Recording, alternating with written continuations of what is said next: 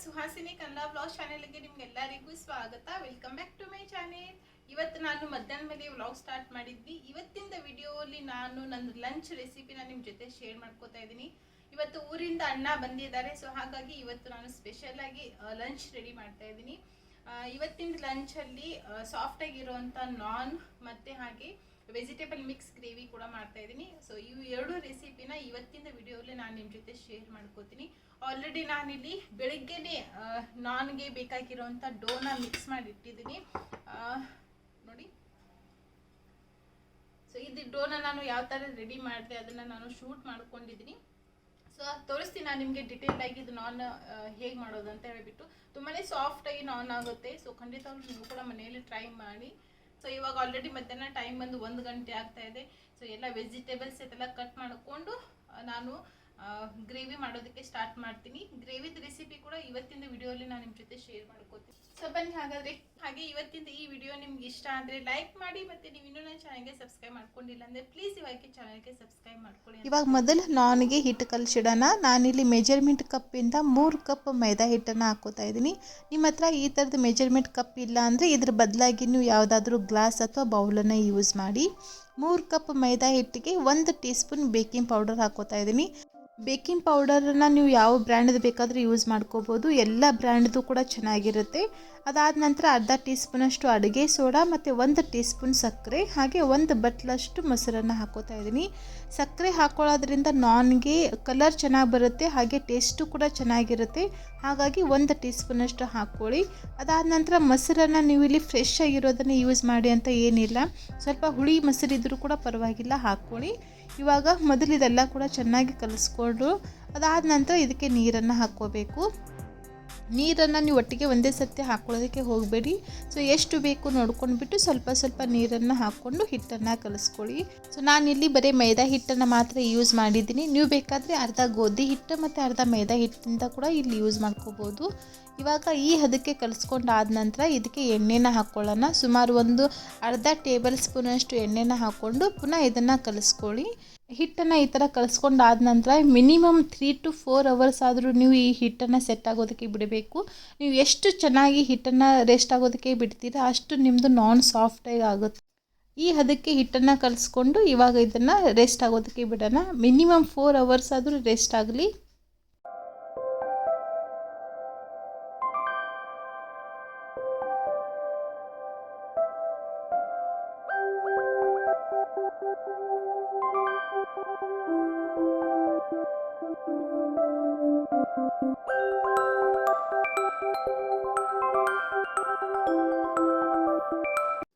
Next ಇವಾಗ vegetables gravy ಮಾಡೋಣ. ಅದಕ್ಕೆ ನಾನು ತೊಗೊಂಡಂಥ ತರಕಾರಿ ಬಂದುಬಿಟ್ಟು ಮೀಡಿಯಮ್ ಸೈಜು 3 ಕ್ಯಾರೆಟನ್ನು ಆಲ್ರೆಡಿ ನಾನು ಮೇಲ್ಗಡೆ ಸಿಪ್ಪೆತೆಲ್ಲ ತೆಗೆದು ತೊಳೆದು ಒಂದು ಪ್ಲೇಟಲ್ಲಿ ಎತ್ತಿಟ್ಟಿದ್ದೀನಿ.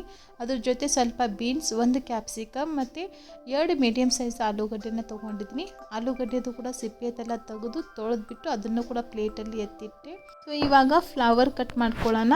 ಈ ಫ್ಲವರನ್ನು ನಾನು ಕೊನೆಯಲ್ಲಿ ಯಾಕೆ ಕಟ್ ಮಾಡ್ಕೋತಾ ಇದ್ದೀನಿ ಅಂದರೆ ಈ ಫ್ಲವರಲ್ಲಿ ತುಂಬಾ ಹುಳ ಇರುತ್ತೆ. ಸೊ ಹುಷಾರಾಗಿ ಕೇರ್ಫುಲ್ಲಾಗಿ ಇದನ್ನು ಕ್ಲೀನ್ ಮಾಡ್ಕೋಬೇಕು. ಸೊ ಅದಕ್ಕೆ ನಾನು ಉಳಿದಿರೋವಂಥ ತರಕಾರಿ ಐತೆಲ್ಲ ಮೊದಲು ಕ್ಲೀನ್ ಮಾಡಿಕೊಂಡು ಸೈಡಲ್ಲಿ ಪ್ಲೇಟಲ್ಲಿ ಎತ್ತಿಟ್ಟಿದ್ದೀನಿ.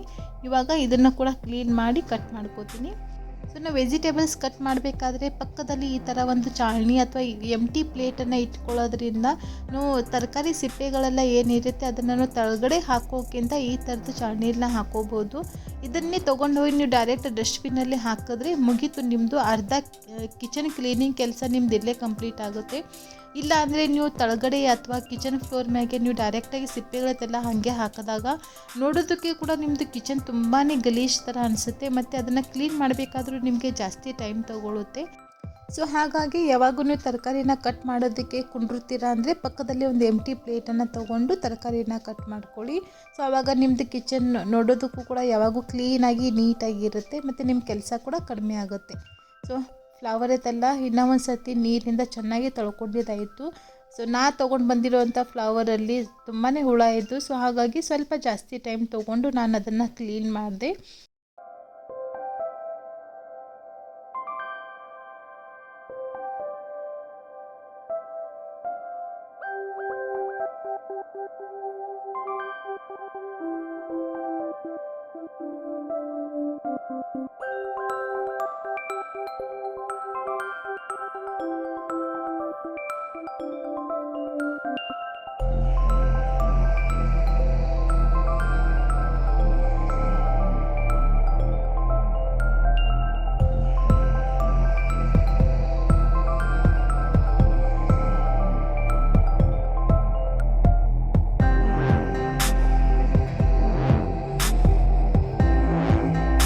ಇವಾಗ ಗ್ರೇವಿಗೆ ನಾವು ಮೊದಲು ಮಸಾಲಾನ ರೆಡಿ ಮಾಡ್ಕೊಳ್ಳೋಣ.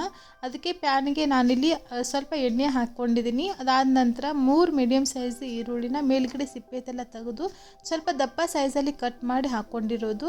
ಅದ್ರ ಜೊತೆ ಸ್ವಲ್ಪ ಹಸಿ ಶುಂಠಿ, 1 ಇಂಚಷ್ಟು ಚಕ್ಕೆ, 1 ಏಲಕ್ಕಿ, 8ರಿಂದ 9 ಕಾಳು ಮೆಣಸು, ಒಂದು ಪಲಾವ್ ಎಲೆ, 5ರಿಂದ 6 ಬೆಳ್ಳುಳ್ಳಿ ಮತ್ತು 5 ಹಸಿಮೆಣಸಿನ್ಕಾಯಿ.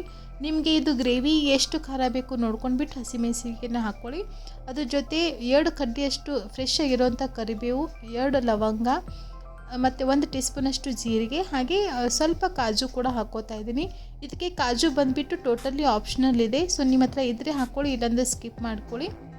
ಇವಾಗ ಈರುಳ್ಳಿ ಹಸಿಮೆಣಸಿನ್ಕಾಯಿ ಸ್ವಲ್ಪ ಹಸಿ ವಾಸನೆ ಹೋಗೋವರೆಗೂ ಚೆನ್ನಾಗಿ ಅದನ್ನು ಫ್ರೈ ಮಾಡಿಕೊಂಡು ಅದಾದ ನಂತರ 3 ಮೀಡಿಯಮ್ ಸೈಜು ಟೊಮೆಟೊನ ಹಾಕೋತಾ ಇದ್ದೀನಿ. ನಾನಿಲ್ಲಿ ಫಾರಮ್ ಟೊಮೆಟೊನ ಯೂಸ್ ಮಾಡಿದ್ದೀನಿ, ಅದು ಸ್ವಲ್ಪ ಹುಳಿ ಕಡಿಮೆ ಇರುತ್ತೆ. ನೀವು ನಾಟಿ ಟೊಮೆಟೊನ ಯೂಸ್ ಮಾಡಿದ್ರೆ 2 ಹಾಕ್ಕೊಳ್ಳಿ ಸಾಕು. ಇವಾಗ ಟೊಮೆಟೊ ಕೂಡ ಸಾಫ್ಟ್ ಆಗೋವರೆಗೂ ಇದನ್ನು ಫ್ರೈ ಮಾಡ್ಕೊಳ್ಳೋಣ. ನೋಡಿ ಈ ಥರ ಇಷ್ಟು ಸಾಫ್ಟ್ ಆದರೆ ಸಾಕು. ಇವಾಗ ಇದನ್ನು ಒಂದು ಪ್ಲೇಟಲ್ಲಿ ತೆಗೆದುಬಿಟ್ಟು ಈ ಮಸಾಲೆ ಐತಲ್ಲ ಸ್ವಲ್ಪ ತಣ್ಣಗಾಗೋದಕ್ಕೆ ಬಿಡೋಣ. ಇದು ಮಸಾಲೆ ಎಲ್ಲ ತಣ್ಣಗಾದ್ಮೇಲೆ ಒಂದು ಮಿಕ್ಸರ್ ಜಾರಿಗೆ ಹಾಕಿ ಇದ್ರದ್ದು ಪೇಸ್ಟನ್ನು ಮಾಡ್ಕೊಳ್ಳೋಣ. ನೋಡಿ ಮಸಾಲೆ ಎಲ್ಲ ತಣ್ಣಗಾಗಿದೆ. ಇವಾಗ ಮಿಕ್ಸರ್ ಜಾರಿಗೆ ಹಾಕೋತಾ ಇದ್ದೀನಿ. ರುಬ್ಬೋವಾಗ ಬೇಕಾದರೆ ನೀವು ಇದಕ್ಕೆ ಅರ್ಧ ಲೋಟದಷ್ಟು ನೀರನ್ನು ಹಾಕ್ಕೊಂಡು ಇದನ್ನು ರುಬ್ಕೋಬೋದು. ನೆಕ್ಸ್ಟ್ ಇವಾಗ ಒಂದು ಪಾತ್ರೆಯಲ್ಲಿ ನಾನು 1 ಟೇಬಲ್ ಸ್ಪೂನಷ್ಟು ಎಣ್ಣೆ ಮತ್ತು ಅದ್ರ ಜೊತೆ 1 ಟೇಬಲ್ ಸ್ಪೂನಷ್ಟು ಬೆಣ್ಣೆನ ಹಾಕ್ಕೊಂಡಿದ್ದೀನಿ. ನಾನು ಇದಕ್ಕೆ ಎಣ್ಣೆ ಮತ್ತು ಬೆಣ್ಣೆ 2 ಯೂಸ್ ಮಾಡ್ತಾಯಿದ್ದೀನಿ. ನೀವು ಬೇಕಾದರೆ ಬರೀ ಎಣ್ಣೆಯಲ್ಲಿ ಕೂಡ ಮಾಡ್ಕೋಬೋದು, ಅಥವಾ ಬೆಣ್ಣೆ ಬದಲಾಗಿ ನೀವು ಇಲ್ಲಿ ತುಪ್ಪ ಕೂಡ ಹಾಕ್ಕೋಬೋದು. ಆಮೇಲೆ ಒಗ್ಗರಣೆಯಲ್ಲಿ ಅರ್ಧ ಟೀ ಸ್ಪೂನ್ ಜೀರಿಗೆ ಮತ್ತು 1 ಪಲಾವ್ ಎಲೆನ ಹಾಕ್ಕೊಂಡಿದ್ದೀನಿ. ಅದಾದ ನಂತರ ಮಿಕ್ಸರ್ ಜಾರಲ್ಲಿ ರುಬ್ಬಿರುವಂಥ ಮಸಾಲೆ ಎಲ್ಲ ಹಾಕಿ ಇವಾಗ ಇದು ಹಸಿ ವಾಸನೆ ಹೋಗೋವರೆಗೂ ಚೆನ್ನಾಗಿ ಇದನ್ನು ಫ್ರೈ ಮಾಡ್ಕೊಳ್ಳೋಣ. ನೀರು ಏನು ಹಾಕ್ಕೊಳ್ಳೋದಕ್ಕೆ ಹೋಗಬೇಡಿ, ಆಮೇಲೆ ನೀರನ್ನು ಹಾಕ್ಕೊಳ್ಳೋಣ. ಈ ಪಾತ್ರೆಯಲ್ಲಿ ಇರುವಂಥ ಮಸಾಲೆ ಎಲ್ಲ ಏನಿದೆ ಅದನ್ನು ನಾನು ಬೇರೆ ಪಾತ್ರೆಗೆ ಶಿಫ್ಟ್ ಮಾಡಿದ್ದೀನಿ. ಇಲ್ಲಿ ನೋಡಿ ಈ ಮಸಾಲ ಫ್ರೈ ಆಗೋದಕ್ಕೆ ಮಿನಿಮಮ್ ಒಂದು 3ರಿಂದ 4 ನಿಮಿಷ ಬೇಕಾಗುತ್ತೆ. ಹಾಗೆ ಪಕ್ಕದಲ್ಲಿ ಇನ್ನೂ ಒಂದು ಗ್ಯಾಸ್ ಮೇಲೆ ಪ್ಯಾನಲ್ಲಿ ನಾನು ವೆಜಿಟೇಬಲ್ಸ್ ಕೂಡ ಫ್ರೈ ಮಾಡ್ಕೋತಾ ಇದ್ದೀನಿ. ಈ ಥರ 2 ಕೆಲಸ ನೀವು ಒಟ್ಟಿಗೆ ಮಾಡ್ಕೋಬೋದು. ಈ ಥರ ಮಾಡೋದ್ರಿಂದ ನಿಮ್ಮದು ಟೈಮು ಕೂಡ ಸೇವ್ ಆಗುತ್ತೆ ಮತ್ತು ನೀವು ಅಡುಗೆ ಕೂಡ ಬೇಗ ಮಾಡ್ಕೋಬೋದು. ಸೊ ನೋಡಿ ಮಸಾಲ ಅಲ್ಲಿ ಇರೋವಂಥ ಆಯಿಲೆಲ್ಲ ಏನಿದೆ ಅದು ಸೆಪ್ರೇಟ್ ಆಗ್ತಾಯಿದೆ ಮತ್ತು ಮಸಾಲ ಪ್ಯಾನಿಗೆ ಏನೂ ಅಂಟ್ಕೋತಾ ಇಲ್ಲ. ಈ ಹದಕ್ಕೆ ಬರೋ ತನಕ ನೀವು ಮಸಾಲಾನ ಫ್ರೈ ಮಾಡ್ಕೋಬೇಕು. ಅದಾದ ನಂತರ ನೆಕ್ಸ್ಟ್ ಇದಕ್ಕೆ ಡ್ರೈ ಮಸಾಲನ ಹಾಕ್ಕೊಳ್ಳೋಣ. 1 ಟೀ ಸ್ಪೂನ್ ಧನಿಯಾ ಪೌಡರ್, ಅರ್ಧ ಟೀ ಸ್ಪೂನ್ ಗರಂ ಮಸಾಲ, ಒಂದು ಚುಟಿಕೆಯಷ್ಟು ಅರಿಶಿನ, ಒಂದು ಸ್ವಲ್ಪ ಬ್ಲ್ಯಾಕ್ ಪೆಪ್ಪರ್ ಪೌಡರ್ ಮತ್ತು ಅರ್ಧ ಟೀ ಸ್ಪೂನಷ್ಟು ಜೀರಾ ಪೌಡರ್. ಅದಾದ ನಂತರ ವೆಜಿಟೇಬಲ್ಸ್ ಪೌಡರ್ ಹಾಕ್ಕೋತಾ ಇದ್ದೀನಿ. ಇದ್ರ ಬದಲಾಗಿ ನೀವು ಇಲ್ಲಿ ಕಿಚನ್ ಕಿಂಗ್ ಮಸಾಲ ಕೂಡ ಹಾಕ್ಕೋಬೋದು, ಇಲ್ಲಾಂದರೆ ಸ್ಕಿಪ್ ಮಾಡಿಕೊಂಡ್ರೂ ಕೂಡ ನಡೆಯುತ್ತೆ. ಡ್ರೈ ಮಸಾಲೆ ಐತಲ್ಲ ಹಾಕ್ಕೊಂಡಾದಮೇಲೆ ಪುನಃ ಇದನ್ನು ಫ್ರೈ ಮಾಡ್ಕೋಬೇಕು. ಯಾಕಂದರೆ ಡ್ರೈ ಮಸಾಲಲ್ಲಿ ಏನು ಹಸಿ ವಾಸನೆ ಇರುತ್ತೆ ಅದು ಕೂಡ ಹೋಗಬೇಕು.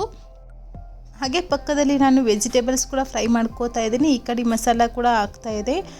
ಈ ಹದಕ್ಕೆ ಬಂದಮೇಲೆ ಇವಾಗ ಇದಕ್ಕೆ ನೀರನ್ನು ಹಾಕ್ಕೊಳ್ಳೋಣ. ಸೊ ನಾನು ಮಿಕ್ಸರ್ ಜಾರಲ್ಲಿ ಏನು ಮಸಾಲನ ರುಬ್ಬಿದ್ದೆ ಅದೇ ಮಸಾಲೆಗೆ ಇನ್ನೂ ಒಂದು ಸ್ವಲ್ಪ ನೀರನ್ನು ಹಾಕಿಬಿಟ್ಟು ಆ ನೀರನ್ನೇ ಇದಕ್ಕೆ ಆ್ಯಡ್ ಮಾಡಿದ್ದೀನಿ. ಸೊ ನಿಮಗೆ ಗ್ರೇವಿ ಎಷ್ಟು ತಿಳುವಾಗಬೇಕು, ಎಷ್ಟು ಗಟ್ಟಿ ಬೇಕು ನೋಡ್ಕೊಂಡ್ಬಿಟ್ಟು ನೀವು ಇದಕ್ಕೆ ನೀರನ್ನು ಹಾಕ್ಕೊಳ್ಳಿ. ಗ್ರೇವಿನ ನಾನಿಲ್ಲಿ ಈ ಹದಕ್ಕೆ ಇಟ್ಟಿದ್ದೀನಿ. ಇವಾಗ ಇದಕ್ಕೆ ಫ್ರೈ ಮಾಡಿ ಇಟ್ಕೊಂಡಂಥ ವೆಜಿಟೇಬಲ್ಸನ್ನ ಹಾಕ್ಕೊಂಡು ಮಿಕ್ಸ್ ಮಾಡ್ಕೊಳ್ಳೋಣ. ವೆಜಿಟೇಬಲ್ಸನ್ನ ಫ್ರೈ ಮಾಡಬೇಕಾದ್ರೆ ನೀವು ಆದಷ್ಟು ಚೆನ್ನಾಗಿ ಫ್ರೈ ಮಾಡ್ಕೋಬೇಕು. ಒಂದು 60% ವೆಜಿಟೇಬಲ್ಸ್ ನಿಮ್ಗೆ ಅಲ್ಲೇ ಸಾಫ್ಟ್ ಆಗಿರಬೇಕು. ಹಾಗೆ ಸ್ಟಾರ್ಟಿಂಗಲ್ಲಿ ನೀವು ಗ್ರೇವಿ ಸ್ವಲ್ಪ ತಿಳುವಾಗೇ ಇಟ್ಕೊಳ್ಳಿ, ಯಾಕಂದರೆ ಇದು ಕುದ್ದ ಮೇಲೆ ನಿಮಗೆ ಇನ್ನೂ ಒಂದು ಸ್ವಲ್ಪ ಗಟ್ಟಿಯಾಗುತ್ತೆ. ಕೊನೆಯಲ್ಲಿ ರುಚಿಗೆ ತಕ್ಕಷ್ಟು ಉಪ್ಪು ಮತ್ತು ಮೇಲುಗಡೆಯಿಂದ ಸ್ವಲ್ಪ ಕಸೂರಿ ಮೇಥಿನ ಹಾಕೋತಾ ಇದ್ದೀನಿ. ಕಸೂರಿ ಮೇಥಿ ಬದಲಾಗಿ ನೀವು ಇಲ್ಲಿ ಫ್ರೆಶ್ ಕೊತ್ತಂಬರಿ ಕೂಡ ಹಾಕೋಬೋದು, ಇಲ್ಲಾಂದರೆ ಸ್ಕಿಪ್ ಮಾಡಿಕೊಂಡ್ರೂ ಕೂಡ ನಡೆಯುತ್ತೆ.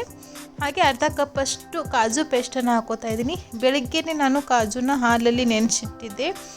ಇವಾಗ ರುಬ್ಬೋವಾಗ ಸ್ವಲ್ಪ ಅದಕ್ಕೆ ಹಾಲನ್ನು ಹಾಕ್ಕೊಂಡು ಸ್ಮೂತಾಗಿ ಪೇಸ್ಟ್ ಮಾಡಿ ಹಾಕ್ಕೊಂಡಿದ್ದೀನಿ. ಕಾಜು ಪೇಸ್ಟ್ ಇಲ್ಲ ಅಂದರೆ ನೀವು ಅದ್ರ ಬದಲಾಗಿ ಹಾಲು ಮೇವಿನ ಕೆನೆ ಅಥವಾ ಫ್ರೆಶ್ ಕ್ರೀಮನ್ನು ಹಾಕ್ಕೊಳ್ಳಿ. ಗ್ರೇವಿನ ಸ್ವಲ್ಪ ಟೇಸ್ಟ್ ಮಾಡಿ ನೋಡಿ, ನಿಮಗೆ ಏನಾದರೂ ಉಪ್ಪು ಖಾರ ಕಡಿಮೆ ಅನಿಸಿದ್ರೆ ಇನ್ನೊಂದು ಸ್ವಲ್ಪ ಹಾಕ್ಕೊಳ್ಳಿ. ಇದನ್ನು ಚೆನ್ನಾಗಿ ಕುದಿಸ್ಕೋಬೇಕು. ಮಿನಿಮಮ್ ಒಂದು 5 ರಿಂದ 6 ನಿಮಿಷ ಕುದಿಸ್ಕೊಳ್ಳೋಣ.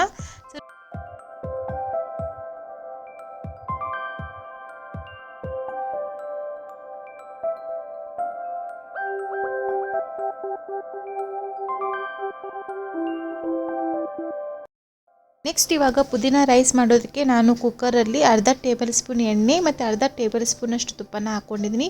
ನಾನಿಲ್ಲಿ ಎಣ್ಣೆ ಮತ್ತು ತುಪ್ಪ ಎರಡೂ ಯೂಸ್ ಮಾಡ್ತಾ ಇದ್ದೀನಿ. ನೀವು ಬೇಕಾದರೆ ಇಲ್ಲಿ ತುಪ್ಪನ ಸ್ಕಿಪ್ ಮಾಡ್ಕೋಬೋದು. ಒಂದು ಪಲಾವ್ ಎಲೆ, 1 ಇಂಚು ಚಕ್ಕೆ, 1 ಸ್ಟಾರ್ ಹೂವು, 5 ರಿಂದ 6 ಕಾಳು ಮೆಣಸು, ಒಂದೇ ಒಂದು ಏಲಕ್ಕಿ ಮತ್ತು 2 ಲವಂಗನ ಹಾಕ್ಕೊಂಡು ಮಸಾಲೆ ಎಲ್ಲ ಸ್ವಲ್ಪ ಹೊತ್ತು ಎಣ್ಣೆಯಲ್ಲೇ ಹಾಗೆ ಜಸ್ಟ್ ಫ್ರೈ ಮಾಡಿಕೊಂಡು, ಅದಾದ ನಂತರ ಅರ್ಧ ಟೀ ಸ್ಪೂನಷ್ಟು ಜೀರಿಗೆನ ಹಾಕ್ಕೊಂಡು ಅದನ್ನು ಕೂಡ ಫ್ರೈ ಮಾಡ್ಕೊಳ್ಳಿ. ಈ ಥರ ಫ್ರೈ ಮಾಡ್ಕೊಂಡು ಆದಮೇಲೆ ನೆಕ್ಸ್ಟ್ ಇವಾಗ ಸ್ಲೈಸಲ್ಲಿ ಕಟ್ ಮಾಡಿ ಇಟ್ಕೊಂಡಂಥ ಈರುಳ್ಳಿನ ಹಾಕ್ಕೊಂಡು, ಇವಾಗ ಈರುಳ್ಳಿದು ಕೂಡ ಸ್ವಲ್ಪ ಹಸಿ ವಾಸನೆ ಹೋಗೋವರೆಗೂ ಚೆನ್ನಾಗಿ ಇದನ್ನು ಫ್ರೈ ಮಾಡ್ಕೊಳ್ಳೋಣ. ಆ ಕಡೆ ಈರುಳ್ಳಿ ಫ್ರೈ ಆಗೋಷ್ಟರಲ್ಲಿ ಈ ಕಡೆ ಮಿಕ್ಸರ್ ಜಾರಲ್ಲಿ ಹಸಿಮೆಣಸಿನಕಾಯಿ, ಸ್ವಲ್ಪ ಪುದೀನ, ಕೊತ್ತಂಬರಿ, ಸ್ವಲ್ಪ ಶುಂಠಿ ಮತ್ತು ಬೆಳ್ಳುಳ್ಳಿನ ಹಾಕ್ಕೊಂಡು ಇದ್ರದ್ದು ಪೇಸ್ಟನ್ನು ಮಾಡ್ಕೊಳ್ಳೋಣ. ಇವತ್ತು ಪುದೀನ ರೈಸ್ ಮಾಡ್ತಾ ಇರೋದ್ರಿಂದ ಇಲ್ಲಿ ಪುದೀನದ ಕ್ವಾಂಟಿಟಿ ಸ್ವಲ್ಪ ಜಾಸ್ತಿ ಇಟ್ಕೊಳ್ಳಿ.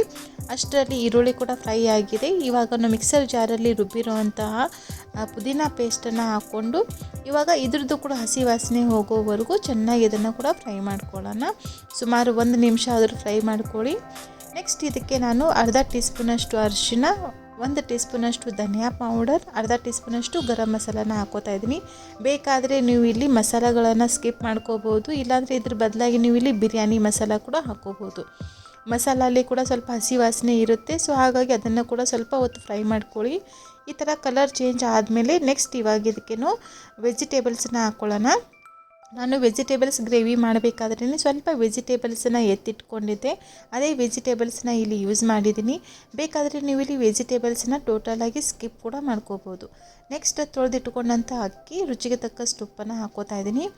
ಅಕ್ಕಿನ ನಾನು ಇಲ್ಲಿ ಏನು ನೆನೆಸಿಟ್ಟಿರಲಿಲ್ಲ, ಜಸ್ಟ್ ಬರೀ ಒಂದು 2 ರಿಂದ 3 ಸತಿ ತೊಳ್ಕೊಂಡಿದ್ದೀನಿ ಅಷ್ಟೇ.